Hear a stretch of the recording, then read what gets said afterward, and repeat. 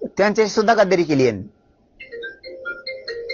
धनंजय मुंडे यांनी थेट बोलले की काही जण मुख्यमंत्र्यांच्या आईबाबत अपशब्द वापरतात. महाराष्ट्रात आरक्षणावर विष पेरलं जात आहे, टीका केली तुमच्या. त्याचं काय राहिले, संपलेल्यावर बोलू नये माणसाने. आता संपलेल्यावर बोलू नये, निवडून आल्यावर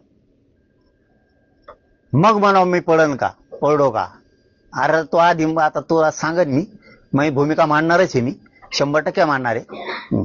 आता आम्ही सुद्धा बसणारच आहेत, आम्ही भूमिका मांडणारच आहेत. अरे मी त्या उद्देशानं मुख्यमंत्र्याच्या आईला बोललोच नव्हतो. पण तुझी सुद्धा एक जुनी क्लिप आहे, तू पंतप्रधानाच्या आईला काय म्हणला होता, ती शब्द सुद्धा काढण्यासारखा नाही. म्हणला होता का नाही? फडणवीसांना सुद्धा म्हणला होता आणि पंतप्रधानाच्या आईला सुद्धा म्हणला होता. सांगू का शब्द देव, ते सांगायसारखा नाही मीडियात. इतकं घाण बोलला होता ते.